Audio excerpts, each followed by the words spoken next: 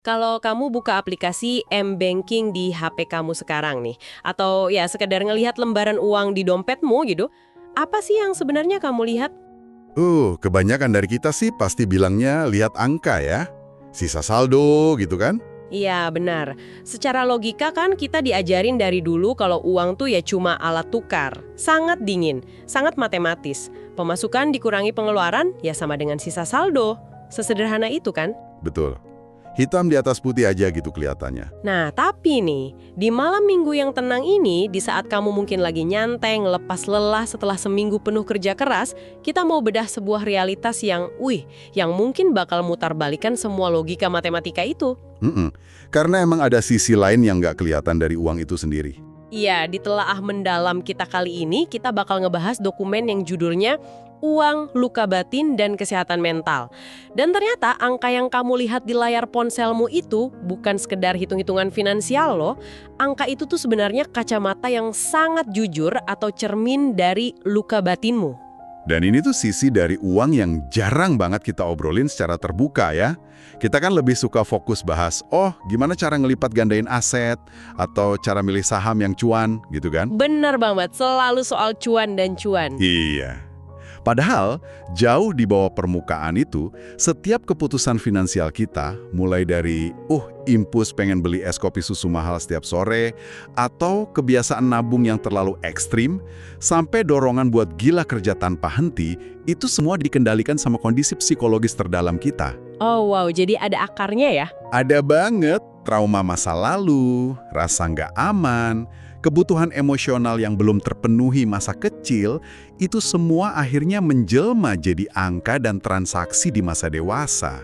Masuk akal sih, dan makanya buat kamu yang lagi dengerin, misi obrolan kita malam ini tuh jelas ya, kita nggak di sini buat ngejudge, buat menghakimi, apakah kebiasaan belanja kamu itu buruk atau baik. Nggak ada satupun jari yang nunjuk ke kamu malam ini. Betul, santai aja, kita ngobrol hangat aja. Obrolan ini justru undangan buat lebih berempati sama diri kamu sendiri.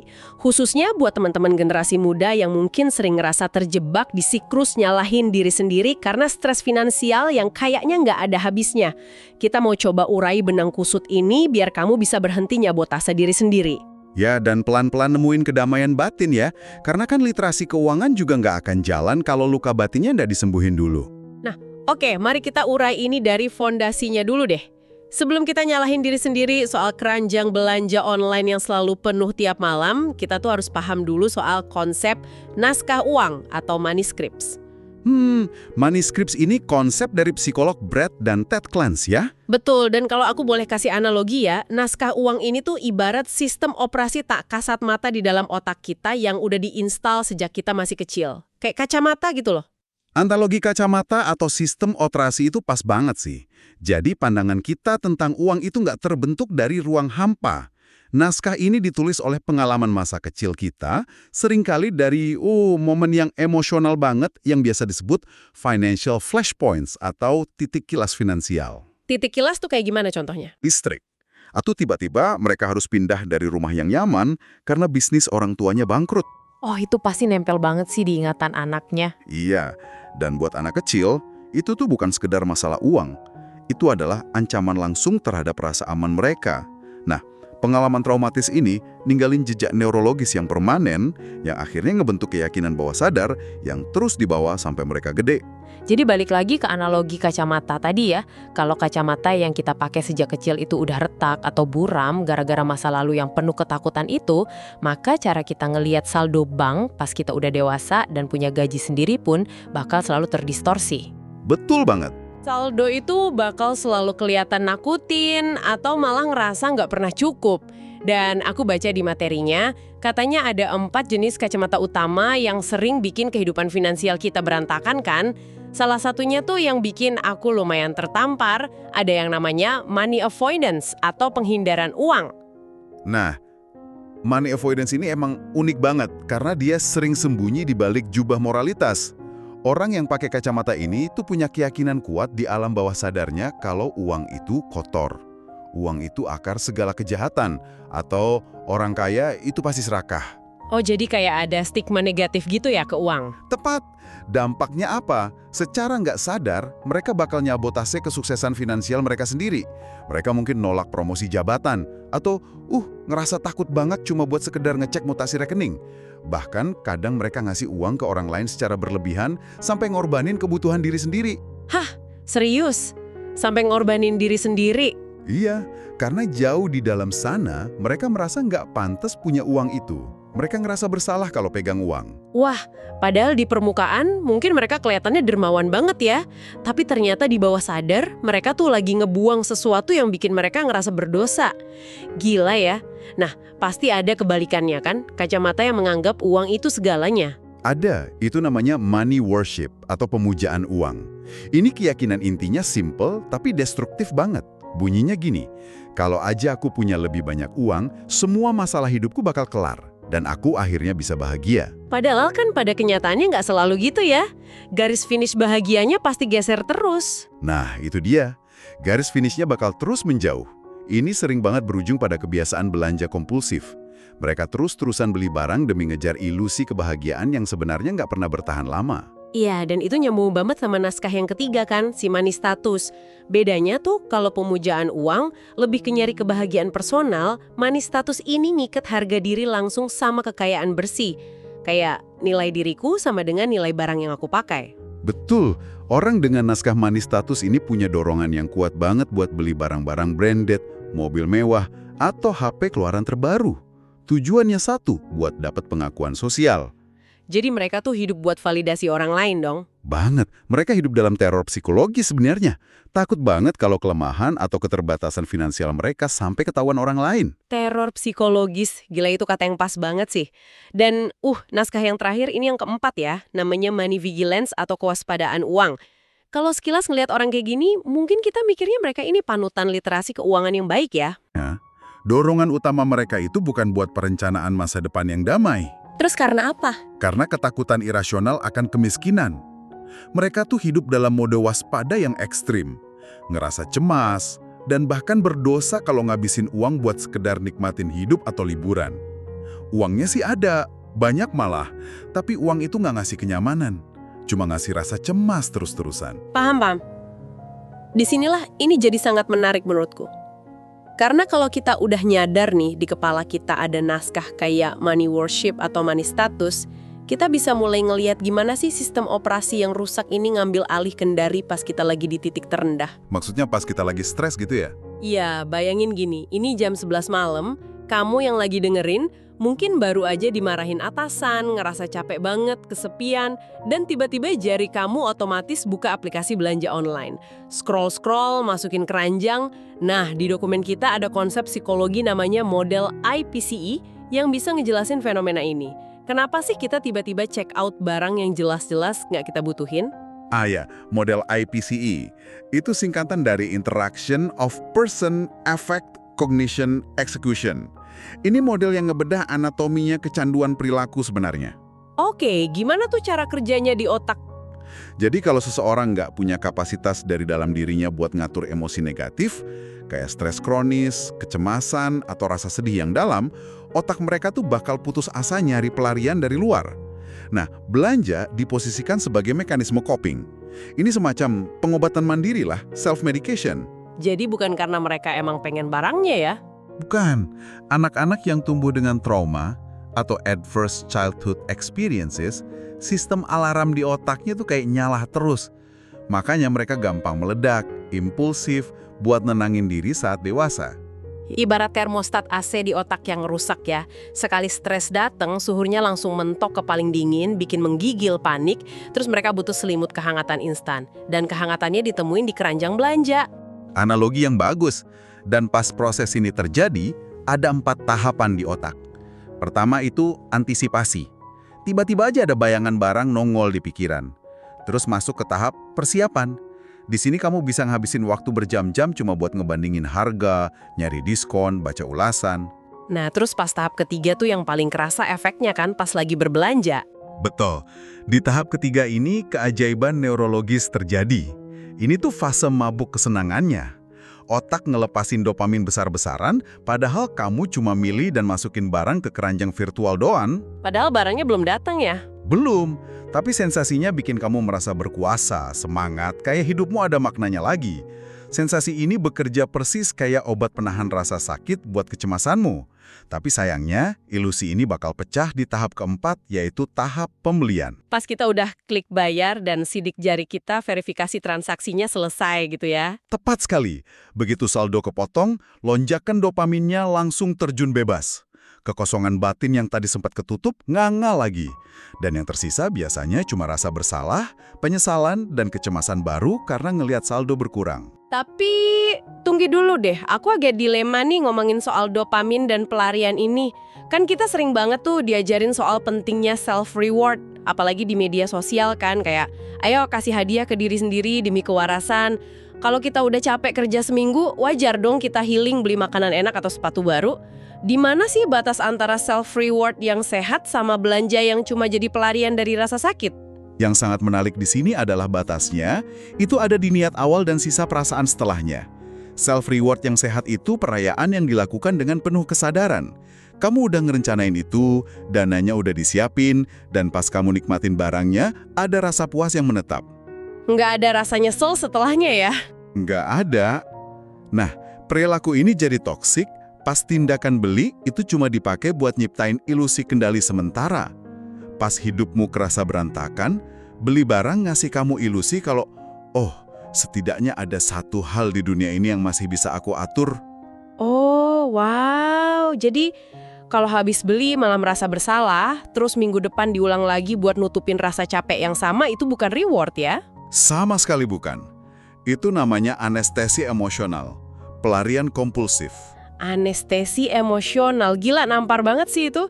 Dan kalau kita tarik isu ini ke realitas generasi kita sekarang nih, ada satu fenomena yang lumayan gelap, doom spending, belanja fatalis karena keputusasaan kolektif. Iya, dan jujur aja, ini respons psikologis yang sangat logis terhadap kondisi dunia sekarang. Coba deh lihat data survei global kayak dari Intuit, sekitar 73% dari Gen Z itu meragukan masa depan mereka sendiri loh. 73%, itu banyak banget. Belum lagi harga rumah yang naiknya nggak masuk akal dibandingin gaji mereka. Otak mereka terus-terusan nerima sinyal kalau masa depan itu suram dan nggak aman. Terus jadinya mereka mikir buat apa nabung? Betul. Otak bakal geser prioritas dari rencana jangka panjang turun jadi mode bertahan hidup jangka pendek. Mindsetnya berubah jadi, buat apa aku ngorbanin kesenangan hari ini demi nabung DP rumah yang secara hitungan matematika aja udah mustahil aku beli. Mending uangnya dipakai traveling sekarang, biar bisa ngerasain bahagia dikit hari ini. Itulah esensi doom spending. Gila ya, dari kacamata empati kita bisa sangat memaklumi itu sih. Maksudnya Gen Z ini sama sekali bukan generasi yang bodoh secara finansial. Mereka tuh melek investasi, pada ngerti inflasi. Cuma masalahnya mereka kehabisan harapan. Harapan itu bahan bakar utama buat nabung. Kalau udah habis, ya nabung kerasa percuma. Nah, oke. Tapi mari kita putar koinnya nih. Kalau ngabisin uang banyak-banyak tadi dianggap pelarian yang merusak, bukankah kebiasaan nabung ekstrim atau kerja mati-matian tanpa libur itu hal yang sangat mulia? Di masyarakat kita kan orang hemat dan workaholic selalu dipuji tuh. Tapi secara psikologis ternyata nggak selalu bagus ya. Nah, ini jebakannya. Kita sering ketipu sama perilaku yang secara sosial dianggap positif. Padahal akar motivasinya bisa jadi traumatik banget. Coba kita bahas soal penimbunan uang atau saving yang ekstrim. Ini tuh sering banget jadi manifestasi dari trauma kelangkaan atau scarcity trauma. Trauma karena dulunya miskin gitu. Iya, bayangin anak yang tumbuh di keluarga yang tiap hari takut nggak bisa makan. Di mana tagihan listrik sering bikin orang tuanya nangis malam-malam, anak ini tuh bakal ngerekam di otaknya kalau dunia ini tuh miskin dan sangat berbahaya. Terus pas dia dewasa dan udah sukses gimana? Walaupun dia udah jadi manajer atau direktur dengan gaji puluhan juta, posisi amannya itu nggak diakuin sama amigdala, pusat rasa takut di otaknya. Otaknya nolak percaya kalau dia udah selamat. Tiap kali dia harus ngeluarin uang, bahkan buat hal wajar kayak liburan anak, dia bisa sampai mual, jantung berdebar, cemas luar biasa. Ya ampun. Aku jadi mikir gini anak, nabung dan kerja keras buat mereka yang punya trauma kelangkaan itu bukan kayak lagi ngebangun rumah masa depan yang nyaman ya. Tapi mereka tuh lagi ngebangun benteng pertahanan dari beton tebel setinggi 10 meter. Mereka murung diri di dalamnya karena batin mereka masih ngerasa lagi di tengah zona perang. Analogi yang sangat puitis dan akurat. Dan ini bawa kita ke teori kelekatan emosional terhadap uang. Kenapa sih ada orang yang nimbun harta sampai ngorbanin kualitas hidupnya sendiri? Karena buat anak yang dulunya diabaikan atau disakiti sama orang tuanya, uang itu jadi objek kelekatan yang jauh lebih aman daripada manusia. Karena uang nggak punya emosi ya? Tepat. Angka di rekening tuh nggak bakal tiba-tiba marah, nggak bakal ngehianatin mereka, atau tiba-tiba pergi ninggalin mereka gitu aja kayak manusia di masa lalu. Uang ngasih rasa aman absolut yang nggak pernah mereka dapetin dari cinta manusia. Wow, itu penjelasan yang menyesakkan dada banget sih. Uang dijadiin pengganti sosok pelindung. Nah, terus kalau hubungannya sama orang yang gila kerja atau workaholic gimana? Kenapa sih ada orang yang sebegitu takutnya buat berhenti kerja walau cuma sebentar? Di psikologi industri ada yang namanya teori konservasi sumber daya atau COR. Bekerja kompulsif itu mekanisme penghindaran emosional yang canggih banget. Banyak dari kita yang tumbuh di lingkungan di mana cinta itu bersyarat. Anak cuma dipeluk atau dipuji kalau dia bawa piala atau rapor nilainya 100. Jadi nilai diri dia nempel di prestasi ya? Iya, pesan bawah sadarnya, aku nggak berharga kalau aku nggak produktif. Nah, apa yang terjadi kalau orang kayak gini tiba-tiba cuti, matiin laptop, dan disuruh duduk diam tanpa ngapa-ngapain? Pasti cemas banget kan? Nggak ada distraksi? Betul, yang datang itu keheningan. Dan buat jiwa yang bawa luka batin, keheningan itu memekakkan telinga. Pas kebisingan rapat dan deadline hilang, emosi yang udah dikubur bertahun-tahun bakal ngapung semua ke permukaan. Rasa kesepian, kesedihan, dan bisikan batin yang bilang mereka nggak cukup baik. Oh, jadi kerja 14 jam sehari itu ibarat lari maraton buat ngehindarin pertemuan sama diri sendiri ya? Biar nggak dengar suara-suara itu? Tepat sekali. Workaholic itu bukan sekedar dedikasi tinggi ke perusahaan. Itu pelarian dari monster kesepian di dalam diri mereka sendiri. Luar biasa. Dan kalau kita ngomongin semua luka batin ini dari trauma kelangkaan sampai kebutuhan validasi kalau kita bawa ke realitas budaya lokal di Indonesia, bentuknya jadi unik banget ya. Kita kan masyarakat kolektivis. Omongan tetangga, status keluarga itu penting banget. Makanya ada fenomena flexing atau pamer harta yang gila-gilaan sekarang ini. Wah, flexing ini contoh kasus yang sangat jelas sih. Coba aja buka sosmed. Pasti ada aja yang pamer saldo miliaran atau tas seharga mobil. Dari sudut pandang psikologi sosial, dorongan ekstrim buat pamer di ruang publik itu indikator transparan dari rasa insecurity yang sangat dalam. Justru karena mereka ngerasa nggak aman. Ya, di budaya kita yang sangat menghormati status sosial, flexing itu jadi mekanisme pertahanan berlapis baja. Orang yang masa lalunya pernah diremehkan karena miskin, bakal pakai simbol kemewahan buat nutupin rasa sakit itu. Mereka lagi teriak nyari validasi eksternal. Kayak berdiri di puncak gunung terus teriak, "Lihat aku berharga, tolong akuin keberadaanku." Gitu ya, karena waktu kecil dulu nggak ada yang validasi eksistensi mereka tanpa syarat. Betul banget. Nah, selain flexing, kalau kita hubungkan ini dengan gambaran yang lebih besar di masyarakat kita, ada realitas domestik yang sangat menguras emosi generasi muda kita, yaitu fenomena generasi sandwich. Wah, ini luka batin massal sih kalau generasi sandwich. Studi kasus kualitatif di Surakarta ngegambarin ini dengan sangat jelas. Ada tuntutan budaya yang kuat banget. Kalau anak yang udah kerja, wajib ngebiayain orang tua dan keluarga besarnya. Tapi di saat yang sama, dia juga harus ngidupin anaknya sendiri. Ruang gerak finansial mereka jadi super sempit dong. Gimana mau nabung dana darurat coba? Jangankan dana darurat, buat hidup sehari-hari aja stres. Tapi penderitaan terbesar mereka sebenarnya bukan cuma soal saldo yang selalu mepet. Penderitaan utamanya adalah beban kognitif atau cognitive load yang ekstrim. Beban kognitif tuh maksudnya pikiran yang penuh terus-terusan gitu. Kayak memori HP-mu yang kepenuhan aplikasi berat di latar belakang. Nah itu dia. Bayangin kamu lagi duduk di kantor nyoba fokus ngerjain tugas, tapi di background otakmu tuh mikirin gimana bayar uang sekolah adik bulan depan. Kalau ibu tiba-tiba masuk rumah sakit, uang dari mana? Kapasitas otakmu habis tersedot buat mode bertahan hidup. Itu yang disebut stres kelangkaan. Paham. Makanya jahat banget sih kalau kita ngejudge generation sandwich ini sebagai orang yang kurang cerdas literasi finansialnya. Gimana mau mikirin instrumen investasi kalau otak mereka udah kelelahan mikirin besok makan apa? Iya, beban kognitif yang ekstrim itu ngebajak fungsi eksekutif otak. Mereka hidup dalam kecemasan kronis yang diam-diam ngerusak kesehatan mental mereka. Jadi, apa arti dari semua telaah kita malam ini buat kamu yang lagi dengerin? Mungkin kamu kerasa agak kewalahan ya sekarang, baru nyadar ternyata banyak banget benang kusut yang ngembungin trauma masa kecilmu sama cara kamu pakai uang. Kesadarannya emang berat di awal, bahwa masalah keuangan kita seringkali bukan karena kurang edukasi, tapi karena luka yang belum disembuhin. Tapi tenang aja, kita nggak bakal ngebiarin kamu ngegantung gitu aja. Ada solusi praktis kok, yang damai dan aplikatif buat ngurai ini semua. Dan bisa kamu lakuin mulai besok pagi. Apa nih kira-kira langkah pertamanya? Langkah krusial pertama adalah mutus siklus emosi negatif yang selalu memicu kamu belanja impulsif. Di Indonesia ada pendekatan yang lumayan efektif namanya SEFT atau Spiritual Emotional Freedom Technique. Oh, yang pakai teknik ketukan atau tapping itu ya? Iya, jadi kita mengetuk ringan titik-titik meridian tubuh, kayak di ujung kepala atau dada, sambil dibarengi sama afirmasi kepasrahan dan doa. Secara klinis, ini terbukti bisa nurunin hormon stres dan bantu kita nerima masa lalu tanpa perlawanan yang menyakitkan. Nah, selain itu aku juga mau nambahin taktik yang gampang banget dilakuin, financial journaling atau nyatet keuangan. Tapi beda nih, biasanya kan kita nyatat pengeluaran cuma beli kopi susu, 40.000. Di jurnal ini, kamu tambahin satu kolom buat emosi. Hah, mencatat perasaan saat bertransaksi ya? Betul, jadi catatannya gini, beli kopi susu, 40.000. Perasaan sesaat sebelum beli sangat cemas karena deadline kerjaan numpuk.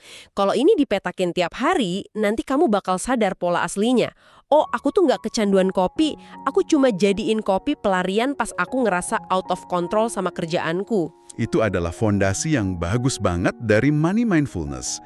Kita tuh emang harus melatih saraf kita biar nggak reaktif. Ada juga nih yang namanya aturan 24 jam. Sangat ampuh buat ngerem impulsif. Gimana tuh cara kerjanya? Kalau kamu lagi scroll HP terus ngerasa pengen banget beli barang yang sebenarnya nggak esensial, jangan dilawan mati-matian. Masukin aja ke keranjang. Tapi habis itu, tutup aplikasinya dan biarin selama 24 jam penuh. Ngasih jeda gitu ya, biar apa tuh? Biar sistem saraf parasimpatis kamu yang fungsinya nenangin tubuh punya waktu buat ngambil alih. Detak jantung yang tadinya deg-degan, penuh dopamin, bakal melambat. Dan otak rasionalmu aktif lagi buat nanya, aku beneran butuh barang ini? Atau aku cuma lagi sedih aja sih? Masuk akal banget. Dan wah, ada juga taktik klasik tapi powerful, sistem amplop tunai. Coba deh, tinggalin dompet digital atau pay later kamu sebentar, ambil uang tunai fisik, bagi-bagi ke amplop buat jatah mingguan. Karena pembayaran digital itu terlalu abstrak ya? Nggak ada rasa kehilangan yang nyata kalau cuma scan barcode doang. Tapi kalau pakai uang fisik, ada gesekan dan hambatan pas lembaran uang itu pindah dari tanganmu ke tangan kasir. Otak langsung ditarik balik ke realitas. Dan kalau pas lagi di mall hasrat belanjanya memuncak, coba latihan pernafasan 60 detik. Tarik nafas, hembuskan pelan-pelan biar sistem kewarasanmu balik lagi. Dan yang paling gampang tapi dampaknya kerasa banget, detox digital. Hapus aplikasi belanja dari layar utama HP-mu, biar kamu butuh usaha ekstra kalau mau buka. Oh iya, itu ngebantu banget biar nggak refleks buka pas lagi bosen. Dan bersihin juga timeline sosmed kamu. Kalau ada akun influencer atau temen yang suka flexing dan bikin kamu ngerasa miskin atau nggak berharga, udah langsung unfollow atau mute aja. Nggak usah ngerasa bersalah. Langkah-langkah mikro ini tujuannya buat mutus jalur saraf lama yang selalu ngerespon stres dengan ngabisin uang. Setuju banget. Dan kalau kita rangkum semua obrolan kita di malam minggu ini, ya kita sampai pada satu kesimpulan yang menurutku sangat melegakan dan membebaskan. Perilaku keuangan kita yang irasional, pengeluaran impulsif kita, itu semua bukanlah tanda kalau kita ini bodoh atau gagal secara finansial. Betul. Itu cuma respons dari batin kamu yang lagi nyoba bertahan hidup pakai cara yang paling masuk akal yang dia tahu saat itu. Belanja impulsif itu usaha nyari obat penenang. Nimbun harta itu bikin tameng dari dunia yang kejam. Dan kerja nggak kenal lelah, itu pelarian biar nggak ngerasa nggak berharga. Benar, karena sehebat apapun literasi keuanganmu, sebanyak apapun kamu ikut seminar finansial, itu nggak akan pernah cukup kalau kamu nggak berani meluk dan nyembuhin luka di dalam situ duluan. Jadi lebih berempatilah sama diri sendiri ya. Iya, buat kamu yang masih dengerin di ujung Sabtu malam ini, kumohon temanilah dirimu dengan penuh empati. Kalau selama ini kamu ngerasa marah sama dirimu sendiri karena selalu kehabisan uang di akhir bulan, atau karena terus-terusan cemas walau tabunganmu udah banyak, tolong maafkan dirimu sendiri. Anak kecil di dalam batinmu dulunya cuma ketakutan, dan dia sangat berhak dapat pengertian dari kamu hari ini. Nggak apa-apa kalau kemarin salah. Mulai besok kita perbaiki pelan-pelan. Betul. Sebagai penutup diskusi kita, sebelum kamu naruh HP-mu dan siap-siap tidur, ada satu pemikiran yang mau aku titipin buat kamu renungin. Kalau seluruh daftar pengeluaranmu, mutasi rekening, dan riwayat jam kerjamu, itu ibarat cermin yang mantulin jiwamu, coba deh tanya ini jujur ke dirimu malam ini. Apakah uang yang kamu habisin atau kamu simpan mati-matian hari ini sebenarnya hanyalah usaha putus asa untuk ngebeli sebuah permintaan maaf yang belum pernah kamu berikan ke dirimu sendiri di masa lalu? Selamat malam dan selamat beristirahat.